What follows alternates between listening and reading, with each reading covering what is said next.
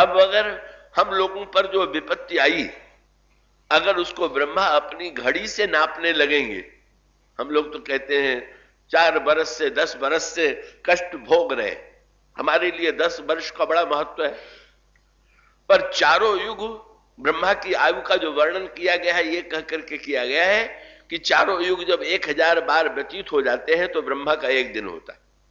अब जिसका दिन इतना बड़ा है उसमें हम लोग 100 बरस भी कष्ट भोगते रहे तो ब्रह्मा को के लिए तो एक क्षण भी नहीं हुआ। जैसे एक क्षण के लिए कोई उलाहना दे कि एक क्षण के लिए मुझे बड़ा कष्ट हो गया, तो आप कहेंगे एक क्षण का क्या महत्व है। तो ब्रह्मा अगर अपनी आयु की दृष्टि से विचार करके देखेंगे तो ये हम लोगों की ग्रह दशा, हम लोगों की आयु, हम लोगों की समस्या का क्या महत्व है। और फिर पुराणों ने तो और भी विस्तार कर दिया। बोले जब ब्रह्मा जी के 100 वर्ष इस तरह से इस मापदंड से व्यतीत होते हैं तो विष्णु भगवान का 1 घंटा होता है। अब तो कहना ही क्या है, जब इतना बड़ा घंटा है तो अब विष्णु के घंटे में क्या हालत हो। जब ब्रह्मा के समय में ही हम लोगों की घटनाओं का कोई महत्व नहीं है, हम लोग जिन घटनाओं को बड़ा महत्व देते हैं, भाई कहीं भूकंप आ गया और भूकंप में लाखों व्यक्ति मर गए, हम लोग दुखी हो जाते हैं, व्याकुल हो जाते हैं, कितने लोग मारे गए। पर जहां अनौरत रूप से दृष्टि के द्वारा सृष्टि का विस्तार हो रहा है, करोड़ों व्यक्तियों का जन्म हो रहा है, उसके खाते में उसकी दृष्टि से अगर वो देखे तो जैसे अगर बहुत से जीवाणु प्रतिक्षण मरते रहते हैं पर उनको देख करके आपका ध्यान तो नहीं जाता, आपको तो चिंता नहीं होती है कि इतने जीवाणुओं की मृत्यु हो गई, हाय हाय मैं क्या करूं। कैसी प्रकार से अगर वो पुराणों में जो इंद्र, ब्रह्मा, विष्णु इनके समय के मापदंड का वर्णन किया गया है, उस समय के मापदंड से अगर विचार करके देखें तो जीव की समस्याओं का कोई अर्थ ही नहीं। तो समस्याओं का अर्थ कब होगा। इसीलिए भक्तों ने भगवान से कहा कि महाराज ऊपर बैठे बैठे अगर अपनी घड़ी से हम लोगों को देखिएगा तो आपके लिए न रावण का कोई महत्व है, न रावण की आयु का कोई महत्व है, न रावण के द्वारा किए जाने कोई अत्याचार का कोई महत्व है। आपके लिए तो हंसी खेल की बात, लेकिन हम लोगों का समय कितना व्यतीत हो रहा है। हनुमान जी जब लंका से लौट करके आए और सीता जी की विपत्ति सुनाने लगे तो प्रभु ने हनुमान जी की परीक्षा लेने के लिए कहा, हनुमान लंका में सीता 10 ही महीने से तो है। तो हनुमान जी ने तुरंत कहा कि प्रभु आप 10 महीने कह रहे हैं ये हम लोगों की घड़ी से, पर सीता जी की घड़ी से तो विचार कीजिए। क्या बोले, निमिष निमिष करुणा निधि जाहि कल्प सम बीति। महाराज वो तो इतनी व्याकुल है कि एक एक निमेष, एक एक कल्प तक। और मैंने ये शास्त्रों में सुना है कि प्रत्येक कल्प में आपका अवतार होता है। तो सीता जी के तो इतने कल्प हो गए और इतना विलंब आपने किया, तो आपने तो अवतारवाद के सिद्धांत को ही आप झूठा करने पर तो नहीं हुए। निमिष निमिष करुणा निधि जाहि कल्प सब बीत बेग चलिए। बहुत अनेक कल्प व्यतीत हो गए, बेग ही चलिए प्रभु आनिय भुजबल खरद रजीत। जब प्रत्येक कल्प में अवतार लेते हैं तो आप भक्त के कल्प पर दृष्टि डालिए, उसकी व्याकुलता पर दृष्टि डालिए, अपनी दृष्टि से विचार मत कीजिए। इसका अभिप्राय ये हुआ, ये भक्ति सिद्धांत क्या है। वेदांत का सिद्धांत है ब्रह्म की दृष्टि को पा लेना, और भक्त का सिद्धांत है बोले ब्रह्म की दृष्टि तो हम पालेंगे पर भगवान को भी तो अपनी दृष्टि दे दें। इसीलिए ब्रह्म में दुख का लेश नहीं। हनुमान जी जब लंका से लौट करके श्री सीता जी के पास से आते हैं तो क्या लेकर के आते हैं, श्री सीता जी के आंखों के आंसुओं को लेकर के आते हैं। और ऐसा वर्णन करते हैं सीता जी की विपत्ति का कि सीता जी के दुख को सुनते ही भगवान राम पर क्या प्रभाव पड़ा। सुन सीता दुख प्रभु सुख ऐना। गोस्वामी जी ने दोनों विचित्र वाक्य लिखा। श्री राम का नाम क्या लिखा, बोले सुख ऐना। जिन भगवान में सुख ही सुख का निवास है वो श्री राम। हनुमान जी क्या करते, बोले सुन सीता दुख प्रभु सुख ऐना। जो सुख ऐन प्रभु थे उनको हनुमान जी ने सीता जी का दुख सुनाया। परिणाम क्या हुआ, बोले भरी आए जल राजीव नैना, भगवान राम की आंखों में आंसू आ गए। बोले जो सुख के महान स्वरूप थे उनके आंखों में भी दुख की सृष्टि कर देना, यह भक्त की भूमिका है। बोले प्रभु जब तक भक्त के आंसू आपकी आंखों में बैठते नहीं, उसके दुख की अनुभूति आपको होती नहीं, तब तक आप तो साक्षात सुख में निरंतर निवास करने वाले हैं, सुख के मूर्तिमान रूप हैं। जीव की समस्या पर आपकी दृष्टि कैसे जाएगी? और ये बड़े महत्व की बात है। सचमुच संसार की जिन घटनाओं को हम इतना महत्व देते हैं, वो महत्व तो हम अपनी ही दृष्टि से दे सकते हैं। ईश्वर के संदर्भ में, ब्रह्मा के संदर्भ में उनका कोई महत्व नहीं। इसलिए विश्वामित्र जी ने कहा कि लक्ष्मण को तुम वहां दिखलाने तो ले जा रहे हो राम, लेकिन मुझे विश्वास है कि जनकपुर में तुम्हें ऐसे भक्त भी मिलेंगे कि जो तुम्हें दिखावेंगे और तुम उनकी दृष्टि से देखना। और सचमुच यही हुआ। भगवान श्री राघवेंद्र लक्ष्मण को लेकर के चले। लक्ष्मण को लेकर के जब जनकपुर में पहुंचे तो अब भौतिक दृष्टि से देखा जाए तो दिखाने वाला तो वो होता है जो पहले से उस स्थान से परिचित हो। कलकत्ता दिखाने के लिए आपको वही तो ले जाएगा जो कलकत्ते का निवासी हो, कलकत्ते के मार्गों से, स्थानों से परिचित हो। तो जनकपुर में स्थूल दृष्टि से तो भगवान राम भी उतने नए हैं जितने लक्ष्मण, तब दिखाएंगे क्या? पर भगवान का अभिप्राय यह है कि मैं माया के रहस्यों से जानने वाला पुराना परिचित हूं। भौतिक दृष्टि से भले ही मैं नया दिखाई दे रहा हूं, पर सारा खेल वो तो सारा मेरा ही खेल है और मुझसे अधिक कौन जानता है। तो गोस्वामी जी ने कहा राम दिखामो ही अनुजही रचना कही मृदु मधुर मनोहर बचना। बड़े प्रेम भरे शब्दों में भगवान श्री राघवेंद्र लक्ष्मण को बताते हैं, ये देखो ये देखो ये देखो, का ये धनुष यज्ञ है, ये मंडप है, ये धनुष रखने की वेदी है। लक्ष्मण जी देख रहे हैं। गोस्वामी जी को याद आ गया और गोस्वामी जी ने लिखा, कौन खेल कौन सा चल रहा है?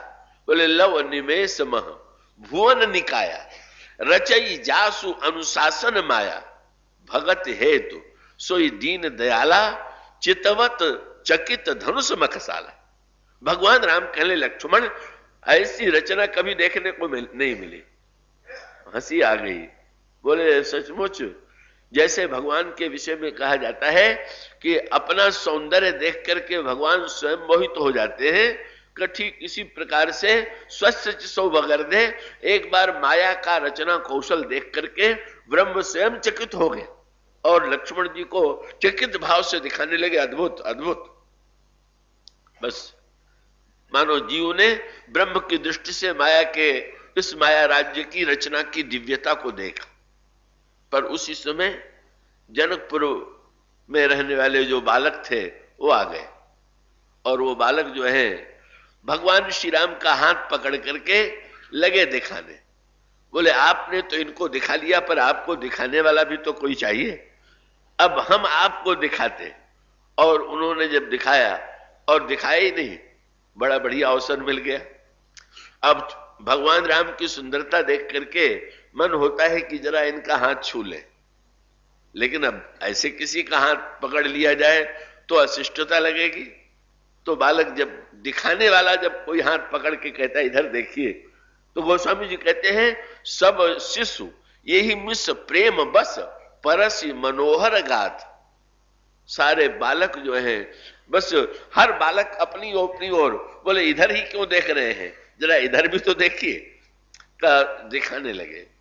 और सब भगवान राम देख करके भगवान श्री राघवेंद्र जब बालक दिखा चुके तो बालकों ने से भगवान श्री राम ने कहा आप लोगों ने मुझे नगर दिखाने का कष्ट उठाया, बदले में आप बताइए मैं क्या करूं। बच्चों ने बड़ी अनोखी मांग की। बोले बस सब मेरे घर चले चलिए।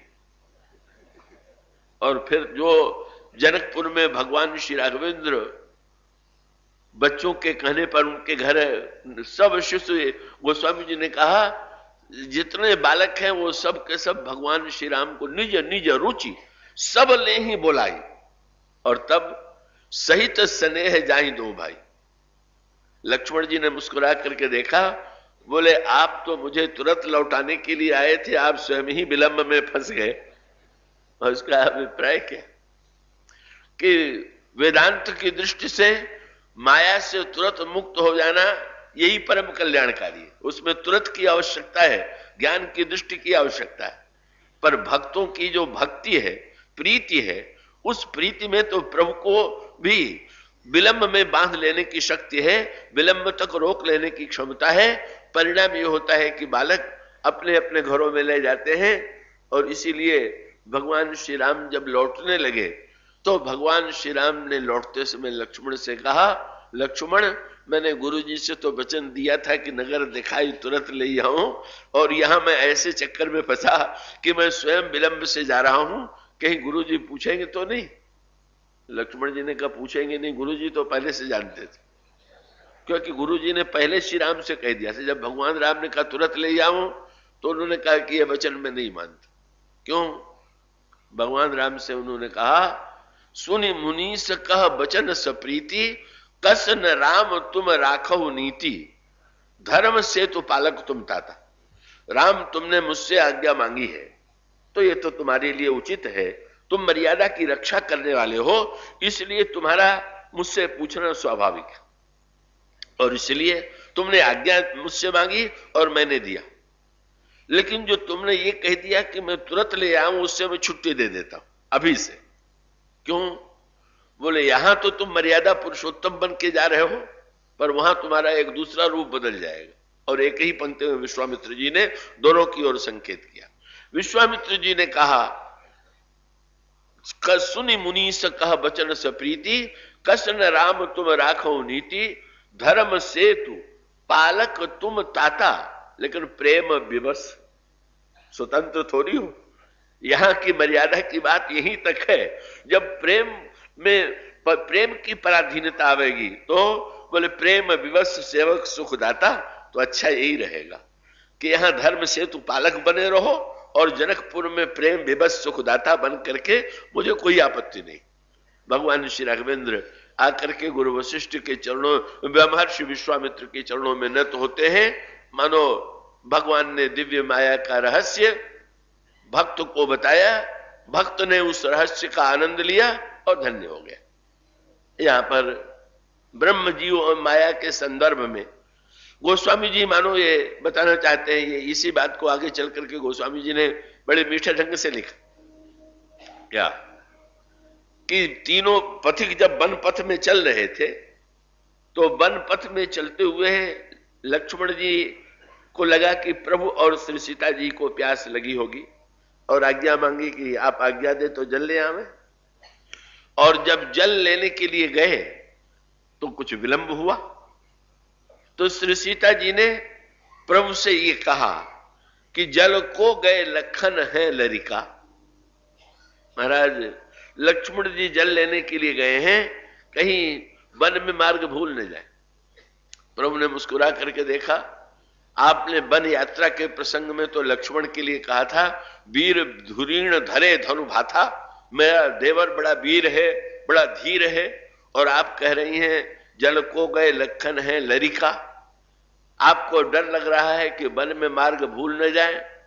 तो श्री सीता जी ने यही कहा कि जब आपको नगर में मार्ग भूलने का डर लग रहा था और राम दिखामहि अनुजहि रचना, तो महाराज अगर नगर में भूलने का डर था तो वन में तो और भी भूलने का डर है। इसलिए जीव भूल न जाए, इसलिए आप ही जरा प्रतीक्षा कीजिए। और भगवान श्री राघवेंद्र वस्तुतः का लक्ष्मण को ऊंचे चढ़ करके ठहरते हैं, पुकारते हैं। इस प्रकार का मधुर चित्र गोस्वामी जी का सांकेतिक अभिप्राय यह है कि यहां पर अद्भुत दृश्य है।